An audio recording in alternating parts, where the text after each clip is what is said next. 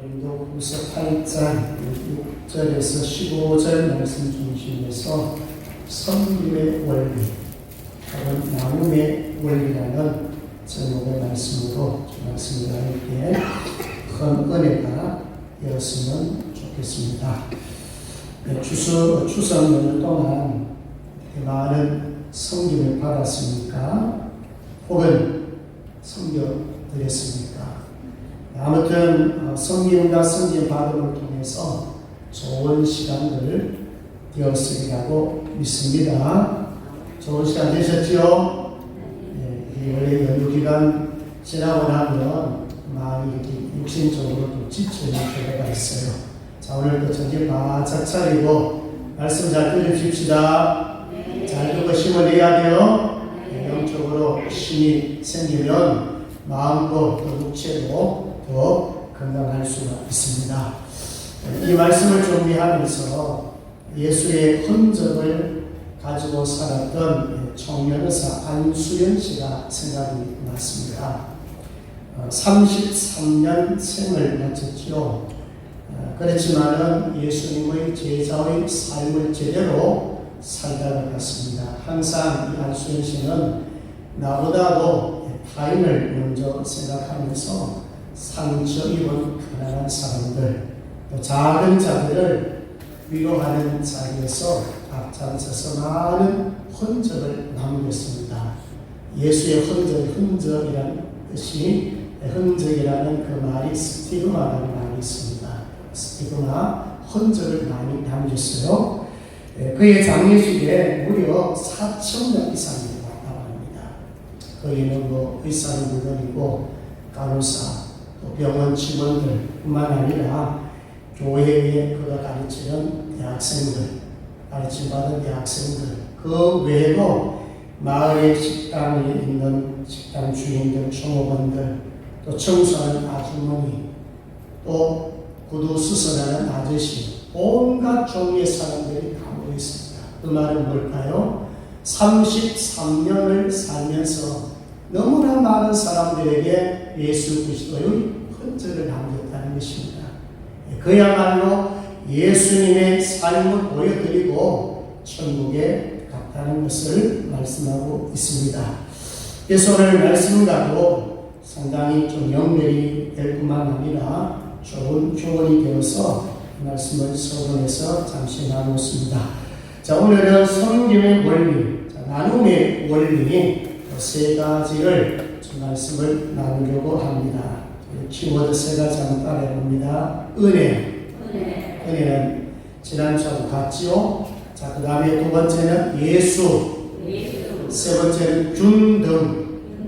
세 가지 단어를 생각하시면서 나눔의 원리가 이런 것이구나, 섬김의 원리가 이런 것이구나, 그렇게 마음에 새기면서 또 적용하며 살아가시면 좋겠습니다. 자, 첫 번째 원리는 뭐라고 했습니까?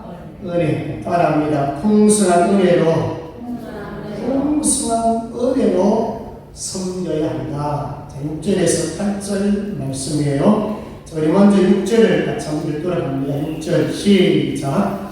그러므로 우리가 기도를 권하여 그가 이미 너희 가운데서 시작하였은즉 이 은혜를 그대로 성취하게 하라 하였노라. 아멘. 자, 이 말씀 읽다 보면은 이 은혜가 뭘까? 자, 이 은혜는 표면적으로 나타나는 것은 뭐냐면은 연보예요. 자, 은혜를 성취하는 이 말은 연보하라, 부정금하라, 자, 이런 의미들이 담겨져 있습니다. 근데 왜 제가 은혜라는 말을 먼저 얘기하느냐면 헌금도 뭘 하라는 거예요? 은혜라는 것입니다. 하나님 은혜, 마게도나 교인들이 하나님의 은혜로 가난한 가운데서, 박해 가운데서 연보하듯이 은혜를 드려야 그것이 진정한 연보가 될 수가 있습니다. 자, 6절에 보니까 그러므로 우리가 기도를 권하여 그가 이미 너희 가운데서 시작하였은즉 이라고 말이에요. 자, 나중에 보시면 알겠지만 10절에서 11절에 보시면은 이미 고린도 교회에게 1년 전에 사도 바울이 기도를 통해서 말하겠어요. 예루살렘 교회가 어려우니까 말한 거예요. 연구해라. 구제헌금해라. 근데 고린도 교회 성도들이 뭐 했어요? 시험을 했대요. 헌금합시다 말도 했어요. 그런데 1년이 지났는데도 흐지부지한 거예요. 근데 고린도 교회가 가난한 교회입니까? 아니에요. 부자 교회였어요. 다른 교회에 비해서는 고린도 교회는 부자 교회단 말입니다. 자, 그런데 구제 헌금에 동참하지를 아니했습니다. 왜일까요?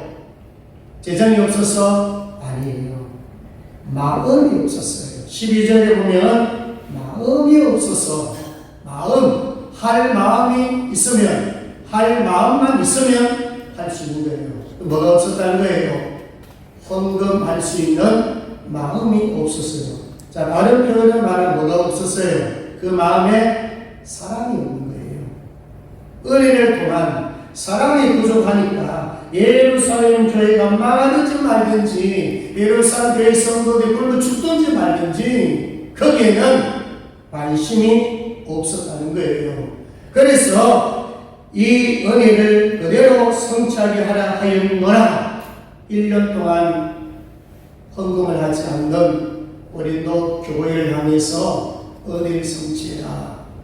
은혜를 생각하면서 사랑의 마음을 가지고 연보를 하더라 이 말이에요. 자, 은혜는 뭘까요? 제가 은혜를 계속 설명했죠. 자, 오늘은 좀 다른 표현으로 민수기 6장 25절에 보면 여호와는 그의 얼굴을 내게 비추사 은혜 베푸시기를 원하며, 자, 민수기 6장에 나오는 이 말씀은 22절 27절까지 말씀은 대제사장의 축복기도예요.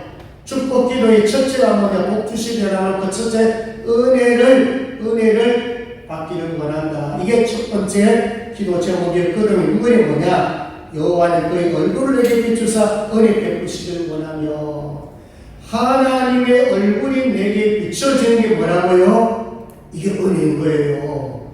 그래서 은혜는 위에서 오는 거고, 은혜는 공짜로 오는 거예요. 하나님이 우리에게 하나님의 얼굴의 빛을 비춰주신다, 복음의 빛을 비춰주신다, 예수 그리스도를 믿기 위해서 내 마음속에 들어오게 하신다. 이게 전부 뭐예요? 하나님이 나를 찾은 게, 이게 우리 기독교예요. 기독교는 은혜 종교가 이런 것입니다. 불교는 내가 찾아가는 종교잖아요. 근데 기독교는 하나님이 먼저 나에게 찾아오는 거예요. 하나님의 얼굴빛을 내게 먼저 비춰주셨기 때문에 오늘 여러분들 이 자리에 나와서 예배드리고 있습니다. 믿습니까? 얼굴빛이 없었다면요, 예수님의 빛이 내 안에 비춰지지 않았다면 사실상 이 자리에 있지 못하는 거예요.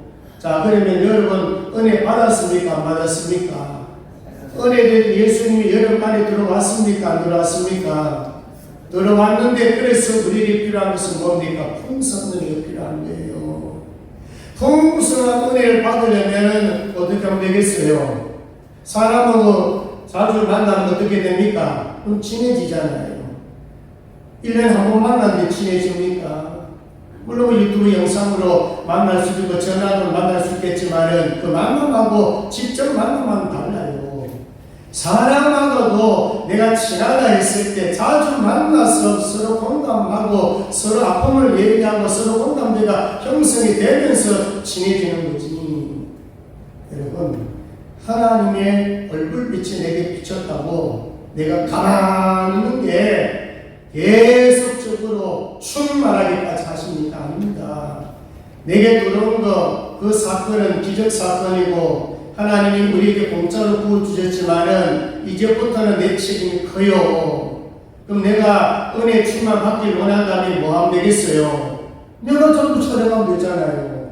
이제는 그분이 내 하나님이고 그분이 나의 어떤 겁니까? 책임자시고 보호자시고 내게 모든 것을 공급해 주시는 그분으로 믿는다면은 내가 찾아가면 되잖아요. 여러분들 자식들이나 손자, 손녀가 찾아와서 할아버지 용돈 좀 주세요. 그러면 어때요? 기뻐요? 안 기뻐요? 얼마나 기쁩니까? 줄 수 있는 게 기쁜 것이고, 손자, 손녀가 찾아와가지고, 할아버지, 할머니, 용돈 좀 주세요. 기쁜 거 아니겠어요? 다른 소리 안 해도 주고 싶은 게, 그게 할아버지, 할머니 마음이란 말입니다. 하나님도 똑같아요. 내가 아들까지 희생시켜서, 내가 너에게 은혜 주었는데, 구원시켜 주었는데, 왜 너희들은 나 자주 찾지 않느냐고요. 자주 찾아오면 내가 내 것을 주겠다는 거 아니겠어요? 오늘 여러분들이 이 시간에 이 예배에 참석해서 예배 드린 것도 지금 우리가 누굴 찾아왔나요? 하나님을 찾아온 거 아닙니까? 은혜가 있는 자가 찾아온 거잖아요. 예배를 통하든 기도를 통하든 자주 만나야 칭해주고 자주 만나야 은혜가 풍성할 줄로 믿습니다. 아멘. 자, 그리고 오늘 찬송가 197장 우리가 찬양을 했잖아요. 거기 보면 은혜가 풍성한 하나님은 이렇게 나온단 말이죠. 자, 7절 먼저 보고 갑니다. 7절 같이 읽습니다. 7절 시작. 오직 너희는 믿음과 말과 지식과 모든 간절함과 우리를 사랑하는 이 모든 일에 풍성한 같이 이 은혜도 풍성하게 할지니라. 어디에 풍성할지니라고요? 은혜. 그래서 찬송가 197장에 보시면은 은혜가 풍성한 하나님은 이렇게 시작이 됩니다. 1절에 보면 은혜가 풍성한 하나님은 믿는 자 한 사람 한 사람 어제도 오늘도 언제든지 면창으로 보호해 주시니 여러분 보호해 주신 건 아니겠어요? 하나님이 우리를 여러분 하루라도 보호해 주지 않는다면 아찔하지 않겠어요? 어떤 위기가 닥칠지 어떤 어려움이 닥칠지 누가 합니까? 하나님 우리 보호하십니다. 2절에 보면 정욕같이 하게 물든 맘 성령의 불길로 태우사 정력케 하소서 깨우소서 때 끝게 알려 주옵소서. 이게 뭡니까? 제 희생 제사 아닙니까? 우리의 죄를 예수님이 이 땅에 오셔서 십자가에 못 박혀 달려 돌아가신 피 흘리심으로써 믿는 자에게는 다 사해 주었다 말 이거이 아닙니까? 3절에 희생의 증거로 돌아가신 어린 양 우리 주 예수여 구속의 은혜를 이루시사 오늘도 구원해 주소서. 무슨 은혜입니까? 구원의 은혜입니다. 아니 구원받는데 무슨 구원을 자꾸 달라 그럽니까? 이건 성화예요. 풍성한 구원이에요. 성장한 성숙한 구원이에요. 또 나아가서 4절에 주님의 기쁘신 은혜만을 세상에 널리 전하리니 하늘의 능력과 권세로서 오늘도 입혀주옵소서. 이거 보십시오. 능력 권사입니까? 예수 이름 안에 권세가 있습니다. 예수 이름 능력이 있습니다. 그러면서 후렴에 보시면 주여 성령의 은사들을 오늘도 내려주소서. 성령의 뜨거운 불길로 오늘도 충만하게 하소서. 바랍니다. 은혜를 충만케 하옵소서. 이 기도하십시오. 은사 충만이나 은혜 충만이나 사실 같은 거예요. 이제 하나님이 우리 은혜 받았으니까 우리에게 필요한 것은 풍성, 우리에게 필요한 것은 충만함이에요. 이거는요 자주 하나님 앞에 나와서 매달릴 수밖에 없어요. 자주 하나님 앞에 달랄 수밖에 없는 거예요. 달라는데 하나님 안 주시겠어요? 자식인데. 그래서 자주 와서 하나님을 구하셔야 돼요. 자, 그러면 여러분 고린도 교회에 무엇이 있었나요? 7절 다시 한번 보세요. 앞에 한번 보세요. 오직 너희는 뭐가 있어요? 믿음, 말, 지식, 그 외에도 모든 간절함, 또 우리를 사랑하는 이런 바울이라든지 또 사역자 사랑하는 마음이 있었죠. 없었던 건 아니에요. 그런데 중요한 것은 뭐예요? 고린도 교회에 무엇이 많았단 말입니다. 믿음도 풍성했고 말, 언어, 언변, 연설 잘하는 거, 말체주도 많았고 또 지식도 고린도 교회 성도들 많이 가졌어요. 자, 그런데 뭐가 문제예요? 뭐가 없어요? 나눔이 없는 거예요. 나는 믿음 좋습니다. 나는 예수를 많이 합니다. 나는 하나님께서 많이 합니다. 나는 말 잘합니다. 나는 토론하면은 나는 누구와 토론해도 이길 수 있습니다. 말의 능력이 있습니다. 여러분 보십시오. 이런 것들이 다 했다 할지라도 뭐가 없으면 사실 사랑이 없으면 가난한 자 바라보면서 예루살렘 교회가 그렇게 어렵다 하는데도 험담하고 날 줄 모르는 게 고린도 교회 성도들이 몇 년 동안요? 1년 동안에 헌금하지 않았어요. 요청을 하는데도. 사람이 교류된 거 아니겠어요? 그런데 사람이 교류됐다는 것은 뭐가 없다는 거예요? 은혜에 충만하지 못했다는 거예요. 은혜가 없었는 건 아니에요. 은혜에 충만하지 못하니까 사람으로 연결이 되지 않으니까 그래서 8절로 가봅니다. 자, 8절에 보시면 사도 바울의 갈망이 뭔지 봅니다. 8절 시작. 내가 명령으로 하는 말이 아니요 오직 다른 이들의 간절함을 가지고 너희의 사랑의 진실함을 증명하고자 함이로다. 사실 사도 바울은 고린도 교회 창립자입니까? 얼마든지 명령할 수 있어요. 그리고 부정도 할 수 있어요. 아니 1년 동안에 부정은 요청했는데도 안 한다 그러면 충분하게 사도 바울 입장에서 부정 한마디 할 수 있잖아요. 그런데 여기 보세요. 명령을 하잖아요. 뭐를 원합니까? 자발적으로 자원하는 마음으로 너희들 있는 것 가지고 자원해서 예루살렘 교회를 도와라, 구제해라, 여러분 연구해라. 이게 강압적이 아니에요. 강제적이 아니에요. 그래서 정말 자원하는 마음으로 너희들의 간절한 마음을 가지고 나와서 사랑의 진실함을 증명한다. 너희들 자원하는 마음으로 섬기는 그 모습을 나는 보길 원한다. 고린전서 13장 1절 3절 보면 고린전서가 사랑장 아닙니까? 사랑이 없으면 뭐예요? 무익하다고 했잖아요. 그러면서 쭉 나이라는 게 뭔지 아십니까? 사랑은 소리나는 불이 울리는 대가리라고 얘기하면서 사랑이 없으면 아무것도 아니라고 얘기하면서 뭐라고 합니까? 모든 비밀을 말하는 영을 갈지라도 지식을 가질지라도 산을 옮길 만한 믿음을 가질지라도 부지할지라도 순교할지라도 못 없으면 사랑이 없으면 아무것도 안 되고 있습니다. 그래서 첫 번째는 하나님의 은혜를 통해서 뭐가 충만해야 되느냐? 사랑이 충만해야 된다. 섬길 수 있는 것, 나눌 수 있는 것은 사랑이 있어야 나눌 수가 있다. 이게 첫째입니다. 그 다음에 두 번째 섬김 나눔의 원리는 9절에서 11절인데요. 따라합니다. 예수님처럼 섬기자. 두 번째 원리는 누구처럼? 예수님처럼. 자, 이 본문에서 가장 핵심 구절이 9절이에요.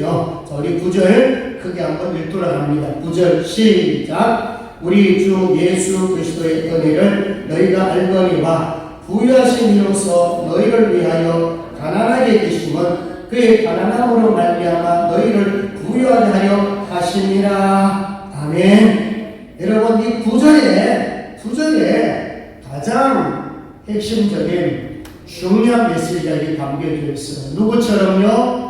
예수님처럼 섬기는데 예수님이 어떤 모델로 지금 9절에 소개하고 있느냐? 세 단계입니다. 첫 번째 단계는 부유하신 이로 부유하신 이로서 중간에 나오죠. 예수님은 원래 부유하신 분이셨어요. 하늘 보좌에 앉아 계셨어요. 예수님은 하나님이셨어요. 예수님은 창조주예요. 예수님은 구속주예요. 예수님은 교회의 머리가 되신 분이에요. 예수님은 부자가 되신 분이에요. 예수님은 모든 것을 가지신 분이에요. 그런데 그분이 두 번째 단계로 어떻게 됐습니까? 부유하시면서 너희를 위한, 너희 누구예요? 고린도 교회 성도들 그리고 우리를 위해서 가난하게 되심은 가장 높으신 자가, 가장 위대하신 자가, 가장 부유하신 자가 지금 어떻게 됐다고요? 가장 가난한 자를 보내놓으니 그게 십자가 사건이고 십자가에 못 박혀 죽으신 사건입니다. 빌립보서 2장 8절에 보면은 자기를 낮추시고 죽기까지 복종했다 한 예수님이 뭐가 답답해서 십자가에 매달려 죽습니까? 고난 고쳐 당하셨습니까? 얼마든지 말 한마디만 하면 원수들을 멸할 수 있는 그 위치에 있는 그분이, 원수에 있는 분이 왜 여러분 죽기까지 복종하고 순종합니까? 왜 인생의 제물이 되고 왜 우리를 위해서 죽으셨습니까? 여러분 목적은 딱 하나예요.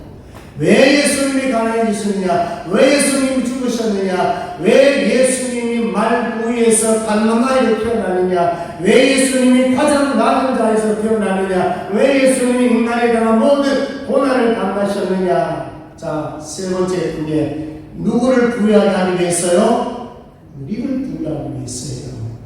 주님이 죽으시고 주님이 낮아지신 것은 바로 저와 여러분들에게 뭐하기 위해서요?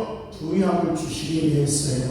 그래서 우리가 구원만 받는 것이 아니라 풍성하게 하게 하시느라고 요한복음 10장 10절에 말씀하고 있는 것입니다. 자, 요한복음 3장 16절 같이 봅니다. 하나님 세상을 시작. 하나님이 세상을 이처럼 사랑하사 독생자를 주셔서 이는 그를 믿는 자마다 멸망하지 않고 영생 얻게 하시느니라. 자, 예수님은 우리 위해서 십자가의 죽으심을 통해서 하나님 편에서는 우리에게 주신 선물이에요. 자, 우리는 선물을 받은 자는 아닙니다. 하나님의 사랑을 받은 자는 아닙니다. 여기서 끝이 아닌 거예요. 사랑을 받았으니, 영생을 받았으니, 자, 요한 1서 3장 16 똑같아요. 요한복음 3장 16절은 우리에게 영생을 주셨는데, 요한일서 3장 16절에 보면 이렇게 말씀하고 있어요. 그가 우리를 위하여 목숨을 버리셨으니 우리가 이로써 사랑을 알고 우리도 형제를 위하여 목숨을 버린 것이 낫다니라. 이 말씀이에요. 주님 우리 대신에 죽으셨단 말입니다. 거기 끝이 아닌 거예요.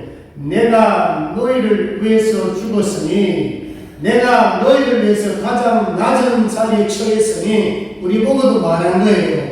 너희들도 죽으라 이 말이에요. 너희들도 형제들을 위하여 죽을 수 없느냐? 희생할 수 없느냐? 손해볼 수 없느냐? 이거예요. 이게 뭐예요? 예수님이 우리에게 보여주신 모델이라 그 말입니다.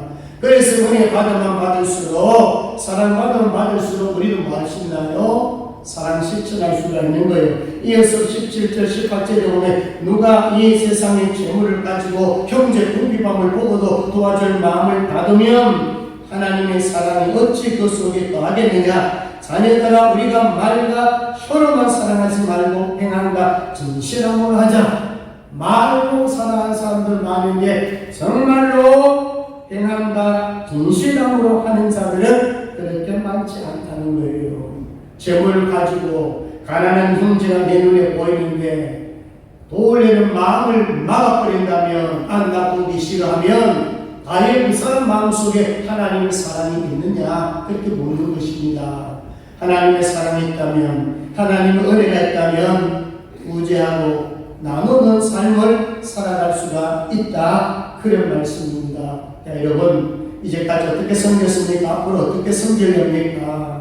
이제 우리가 하나님 앞에 늘 결단하면서 섬겨야 됩니다. 하나님 저 재물 많이 모아서 섬기겠습니다. 이런 분도 계시겠죠. 돈을 쌓아두는 자는 누가복음 12장에 보면 어리석은 자라고 했거든요. 물질은 흘려가야 하는데 버림을 썩어버립니다. 그러니까 물질은 쓰는 것이 남는 것이다. 이런 말씀이에요. 그래서 우리가 앞으로 어떤 재물을 어떻게 사용할 것인가 이 계획이 필요합니다.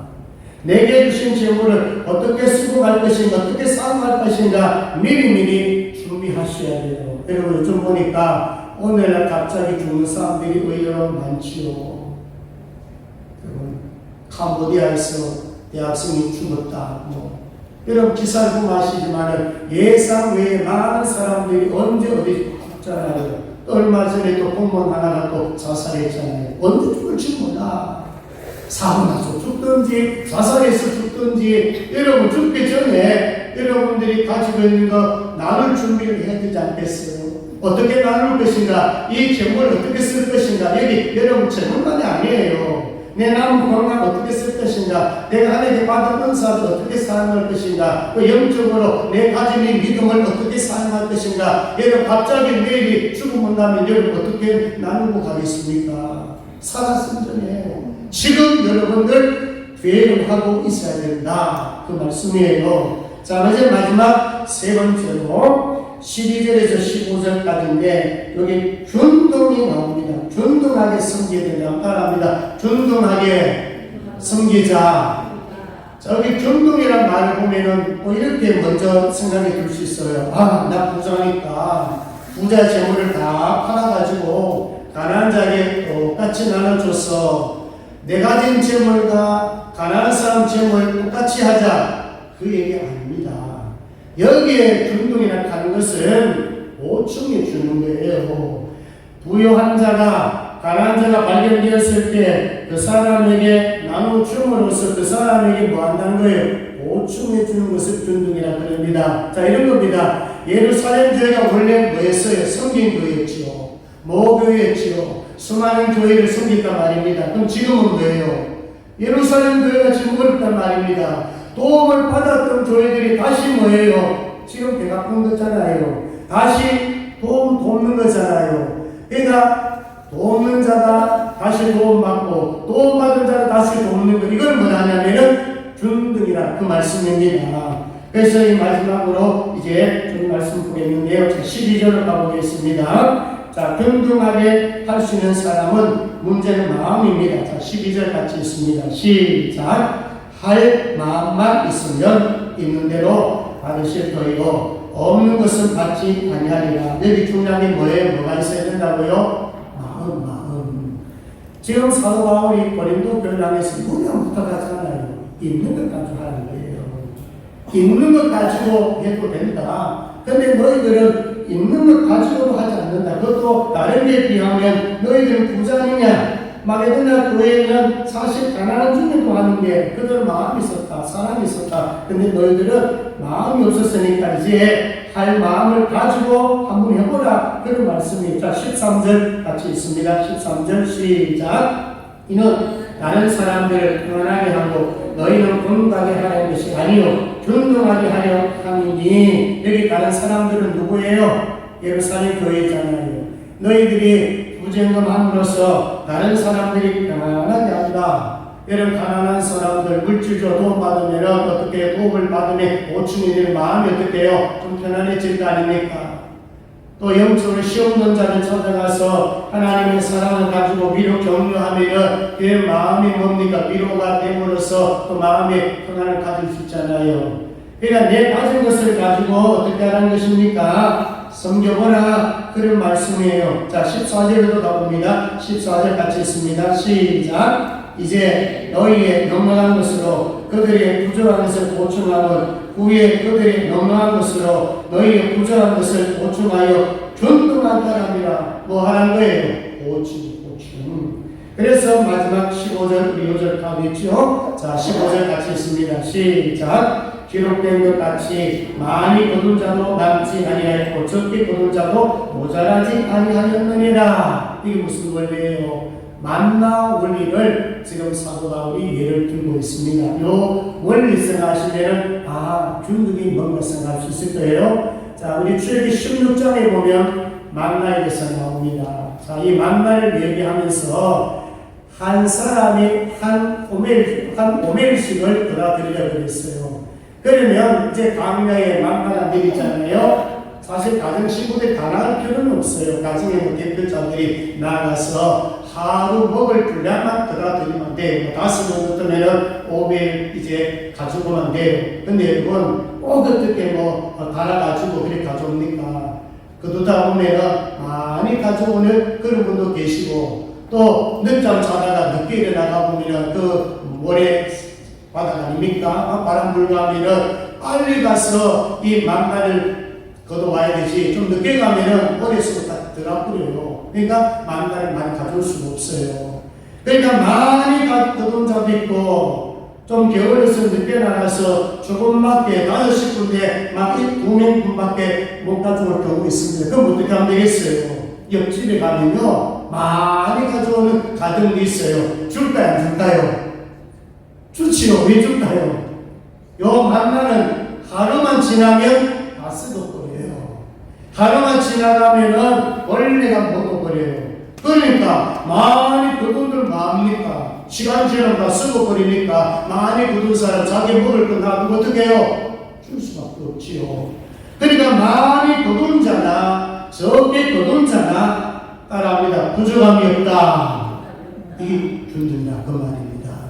많이 있는 자나 없는 자나 또 형제 가난해서 힘들고 어려움에 처해 있는 자나 사실은 균등한 것을 설명을 하고 있습니다. 그러니까 우리가 오늘 이 말씀을 통해서 우리가 사실 주변에 어려운 사람들, 교회적으로 우리가 선교지라든지 또 농어촌 교회라든지 또 개인적으로라든지 분명히 주변에 우리가 섬길 대상자들이 분명히 많이 있다는 거예요. 여러분, 많이 거두면 가만히 두면 썩는다 그랬잖아요. 여러분, 이스라엘 때라든지 가끔 냉장고 정리할 때 냉동고에 보시면은 여러분 아주 오래된 것들 좀 들었지요. 어떻게 합니까? 뿌리잖아요. 아깝게 생각하고 나중에 먹는다고 넣어놔면 어떻게 됩니까? 다 뿌리잖아요. 마찬가지예요. 우리가 고인물을 섞듯이 자꾸 헐로 보내야 된다. 헐로 보내면은 여러분 하나님이 복을 줘야 안 줘요? 복 주신다고 했잖아요. 복을 주신다고요. 우리 지난주 말씀드렸잖아요. 부재를 하면 그 부재를 누구에게 한다는 거예요? 하나님 앞에 주는 거예요. 하나님이 가지고 계세요. 하나님이 그리고 그것을 가지고 뭐 한다고요? 갚아준다고 그랬잖아요. 잠언 19장 17절에 가난한 자 불쌍하게 된 것은 여호와께 구워드린 것이니 그의 선행을 그에게 갚아주시리라. 자, 말씀해주면서 자, 여러분, 우리가 만약에 이 말씀을 믿는다면 자, 여러분 통장에 한 100만 원이 들어있어요.